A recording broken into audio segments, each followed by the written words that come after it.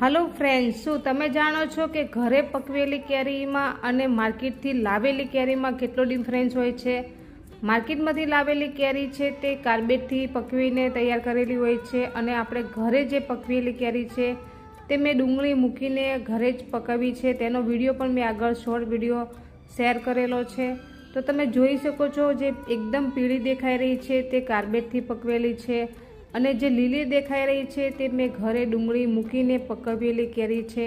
તો તમે બેયનો ડિફરન્સ જોઈ શકો છો અને બેયનો ટેસ્ટ પણ અલગ અલગ આવે છે ફ્રેન્ડ્સ। જે ઘરની કેરી છે, ઘરે પકવેલી કેરી છે તેનો ટેસ્ટ ખૂબ જ સારો એવો આવે છે। તમે બે કેરી સાથે રાખીને તમે એક એક ટુકડો ચેક કરશો, ખાશો ત્યારે જ તમને ખ્યાલ આવશે કે ઘરની પકવેલી કેરીનો કેવો સરસ ટેસ્ટ આવે છે અને માર્કેટની કેરીનો ટેસ્ટ કેવો આવે છે। બંને કેરીનો જરૂર એકવાર ચેક કરજો ફ્રેન્ડ્સ। જો ફ્રેન્ડ્સ, આ મેં ઘરે આ રીતે જ પકવી હતી અને સરસ પાકી ગઈ છે।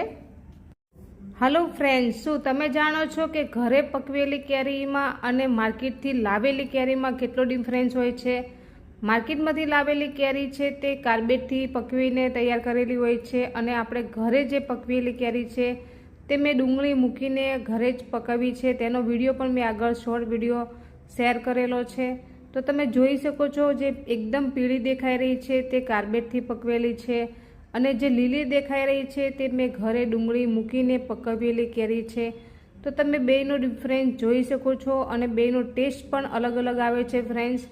જે ઘરની કેરી છે, ઘરે પકવેલી કેરી છે તેનો ટેસ્ટ ખૂબ જ સારો એવો આવે છે।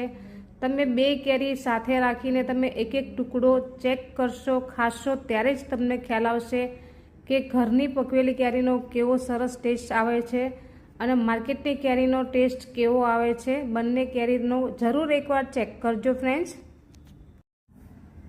જો ફ્રેન્ડ્સ, આ મેં ઘરે આ રીતે જ પકવી હતી અને સરસ પાકી ગઈ છે।